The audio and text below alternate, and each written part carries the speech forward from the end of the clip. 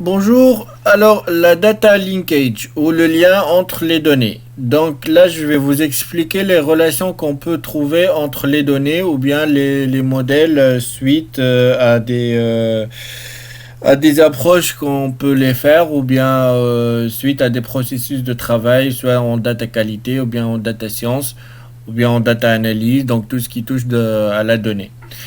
Donc là, je vais vous parler des relations justement, par exemple, entre un dataset A et un dataset B. Ces datasets, avoir beaucoup de... Ils peuvent avoir... Ils peuvent être des modèles, comme ils peuvent être des données dans des bases de données, ils peuvent être des processus, ils peuvent être des données brutes, des données valorisées, peu importe.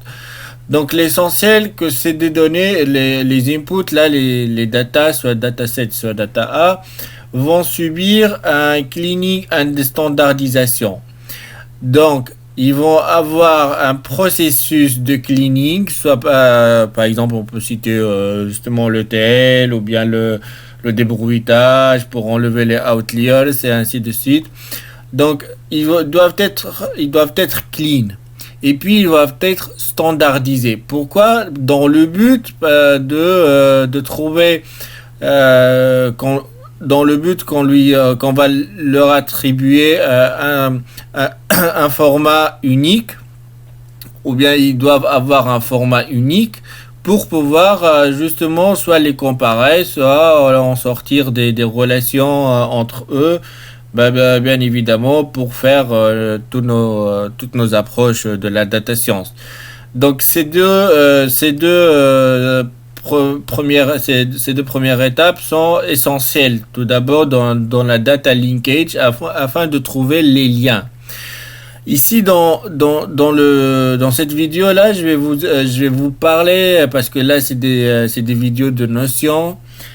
Je vais vous parler de ces techniques ou bien de ces relations qui peuvent y être entre deux data qui ont subi le cleaning et la standardisation et puis ils ont été mis dans des blocs. Donc en fait, ils peuvent être deux processus qu'on les a travaillés et puis on les a mis dans des blocs uniques. Donc l'essentiel pour moi que finalement je vais avoir deux choses comparables qui ont le même format, qui ont la même base de logique, tout ça. La même base de la consistance de leurs données qui existent dans ces données-là, dans ces datasets. Voilà, si on va les mettre ensemble comme des blocs comparables, ça veut dire toutes les bases qu'il y en a derrière doivent être vérifiées, soit par ce qu'on appelle les rules, soit en mettant des rules, soit en mettant des règles pour vérifier la consistance. Tout dépend de votre problème, mais justement, il faut ici vérifier par des relations. On peut même aller jusqu'à l'algèbre, jusqu'à des choses algébriques, mais aussi on peut vérifier par des théorèmes ou bien des rules que je les sors ici ensemble, je peux justement avoir deux choses comparables pour que à la fin, quand je sors un résultat, cet résultat doit être valide et doit se baser sur quelque chose de valide. D'accord. Donc voilà. Après le blocking, il doit passer au low record pair comparison. Donc là, c'est juste voilà.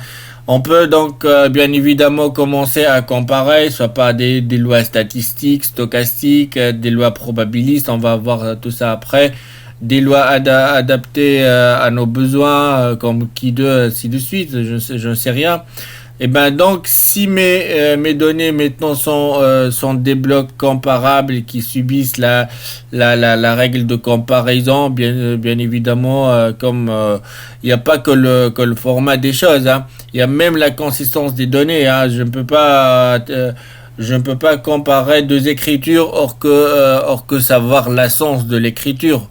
Voilà, par exemple si je fais du text mining, je veux comparer un mot, par exemple un, et un mot est égal école. Donc je ne peux pas dire que école, je ne peux pas en fait. Il n'y a pas de sens derrière. Le premier est un chiffre et l'autre c'est un mot. Donc il n'y a pas de sens. Mais là derrière, ce que je veux dire, c'est que quand on compare, il faudrait trouver le sens. Il faut vérifier plein de choses derrière. Il faut vérifier même leur dépendance envers leurs variables d'études, le timeliness, le time, ça veut dire le temps. Si je travaille dans des séries temporelles, je vérifie la périodicité, je vérifie, voilà, plein de choses. S'ils sont dans des catégories, métacatégories, donc ils doivent avoir la même base de travail, en fait, pour qu'ils soient comparables. Et donc ça nécessite en prendre en compte beaucoup de choses. Ces choses-là, ils doivent être illustrées et puis ils doivent être validés une à une, règle par règle. Voilà, une fois j'ai mon blocking, une fois ils sont comparables, je peux faire de la classification, par exemple, je peux les classifier, je peux commencer là je dis classification pour pouvoir justement, par exemple, déterminer est-ce qu'ils sont classifiables ou pas. Là, supposons que j'ai beaucoup de datasets, hein. Est-ce qu'ils sont classifiables ou pas? Est-ce que je peux les regrouper ou pas? Donc, des choses comme ça.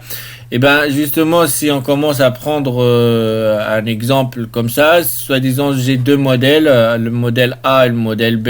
Donc imaginez que j'ai deux modèles A et B qui arrivaient dans T1 et T2 respectivement. Donc voilà. Les relations que je peux par exemple vérifier, soit ils appartiennent à une classification quelconque, soit eux selon leur distribution, ils peuvent appartenir à une classification. Et ben donc cette classification, ça peut donner un match, ils peuvent se coïncider, comme ils peuvent pas se coïncider. Donc ils peuvent être ensemble, comme ils peuvent être rien avoir. Par exemple, le modèle 1 est plus petit que le deuxième modèle. Ils peuvent, voilà, justement, je ne sais pas, mais les fréquences, ils peuvent être très variants, beaucoup de choses. Donc la classification peut marcher, peut ne pas marcher, ou bien peut aussi possiblement marcher. Peuvent aussi subir des choses ensemble. Et donc si je continue pour mon data linkage, alors je prends le même modèle, hein, peu importe. Et donc la data linkage, ça veut dire là on enlève s'ils sont pas, voilà, si par exemple mes modèles sont rien à voir avec eux-mêmes, donc ils sont pas matchés, donc à l'issue de le premier travail je peux pas déduire quelque chose.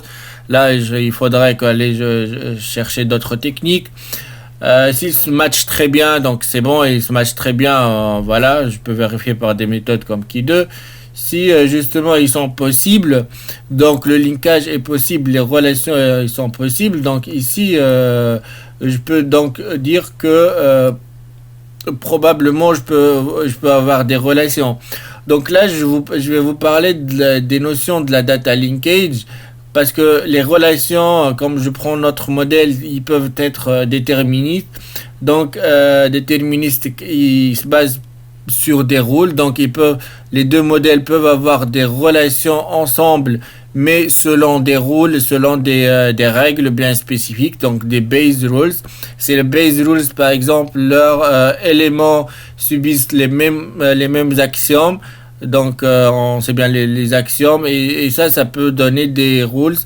Et si par exemple dans le premier modèle j'ai des éléments qui suivent des axiomes, ou un axiome, ou voilà, un algèbre, je veux dire, et l'autre groupe aussi va contenir des éléments qui suivent le même algèbre. Et ben si les deux donnent le même output, ou bien une même base d'output, donc là je peux dire que déterministiquement je peux avoir des relations de base entre les deux, et là je vais aller chercher les bases, et puis je détermine le linkage entre les deux modèles. Si par exemple je peux aussi déterminer le linkage selon le key, et là je peux faire du conditionnel.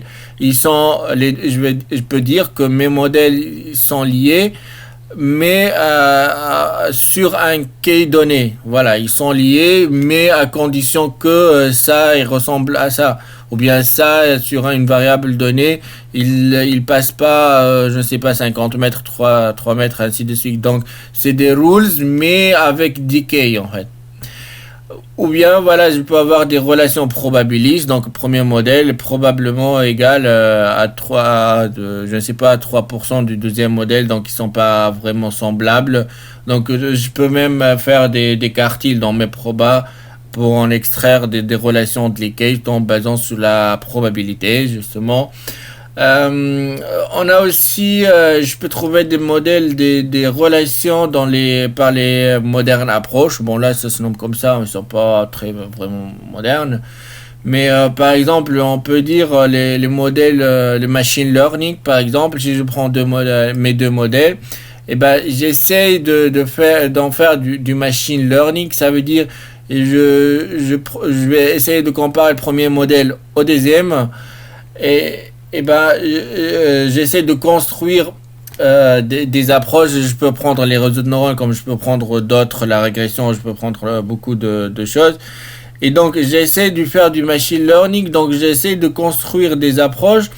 Quand je lui donne les données basées sur les variables d'études ou bien les définitions et des rules et ce que je veux, et selon le temps, parce que là je dis selon le temps ou selon les variables d'étude, donc là je vais faire comme si la machine va commencer à apprendre de ce que je lui donne au fur et à mesure en beaucoup de temps, hein. Et bah du coup elle peut finalement me sortir une comparaison entre les deux modèles. Parce que là la machine va commencer à apprendre et puis je vais lui poser la question donc pour lui dire est-ce que c'est vraiment ressemble, ces deux modèles ressemblent ou pas.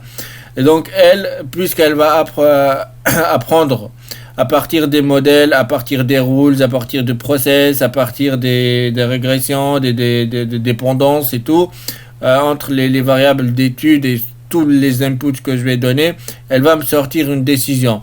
Bien évidemment, les approches de supervised, ça veut dire, je vais justement leur donner, par exemple, euh, des inputs. Voilà, c'est moi qui donne les inputs dans le supervised, hein. Donc, j'alimente ma machine tout d'abord avec ce que je veux, comme je viens de dire, et puis je lui donne les outputs. Les outputs, ça veut dire pour notre cas là, c'est les modèles. Je vais lui dessiner beaucoup de types de modèles et c'est justement si la machine trouve qu'il y a vraiment de la ressemblance entre les deux input et output, elle va me répondre à quel degré mes deux modèles sont égales. Et bah du coup, elle peut se baser sur beaucoup de techniques de data mining, hein, dans ce contexte-là pour en faire de la supervised learning. Donc elle peut se baser sur nearest neighbor, calculer strict distance si ce sont vraiment des textes, decision trees, active learning et many other things, donc beaucoup d'autres choses. Elle peut en fait, ma machine, elle peut apprendre, mais d'une manière unsupervised, donc je lui donne pas l'output. Donc elle va commencer à construire des modèles qu'elle va les trouver à partir de mes inputs, à partir de mes variables, à partir de mes modèles, à partir de ce que tout je peux lui donner, mais de telle sorte qu'ils ne soient pas faussés, de telle sorte, comme je viens de dire là, ils doivent subir le cleaning et tout pour que je rassure après que le unsupervised aussi va me donner de bons résultats. Et bon, si je peux faire du hybride, hein, si j'ai un peu de connaissances sur l'output, je peux leur aussi filer quelques modèles et la machine peut justement faire des calculs là-dessus pour me dire la véracité de ressemblance de mes deux modèles. Et ben, pour la supervise, elle peut faire du clustering supervise, elle peut faire du graphical models et ainsi de suite. Donc, c'est des choses qu'on peut voir dans les vidéos dans la chaîne. Mais aussi, à part le machine learning, on peut faire de l'information retrieval. Ça veut dire que je peux même comparer sur les bases du recueil. En fait, je peux comparer mes deux mes deux modèles ou bien mes deux datasets sur la base de leur retrieval, sur la base de leur extraction de vraies données du brut. Je peux faire des comparaisons comme ça. Et même je peux comparer sur les blocs de données en faisant des SQL extensions. Et même je peux donc aussi comparer par les expert systems. C'est des experts qui se basent sur des relations logiques entre les données. Donc, bien sûr, je dois les programmer avant. Et puis, je pose la question à la machine en se basant sur les systèmes experts, en se basant sur les règles logiques. À partir de ces systèmes experts, je peux justement déterminer si mes deux variables se ressemblent, mes deux modèles se ressemblent pas. Et ben, du coup, voilà, c'est à peu près ça, c'est à peu près toutes les relations qu'on peut en avoir dans les data linkage quand on commence à chercher de relations entre les données. Et quand je dis les données, ça peut être des modèles, ça peut être des blocs de données, ça peut être beaucoup de choses en fait. Mais là, c'est dataset des groupes de données. Les données peuvent être imprécises, incertaines, donc c'est pour ça qu'ils doivent subir d'une manière de cleaning. Et là, si on prend le likelihood de cleaning, les deux doivent tendre vers zéro hein, pour pouvoir aussi faire du blocking après. Mais sinon, ça ne peut pas marcher. Et justement, si c'est le likelihood, ça tend pas vers zéro avec zéro erreur ou zéro possibilité de comparaison, ah bah, ça risque trop que votre solution finale va être fausse. Hein. Donc il faut se méfier, il faut faire attention de tout ça. Et ben voilà, c'est ce que j'ai voulu vous montrer dans cette vidéo. Et merci beaucoup et à la prochaine.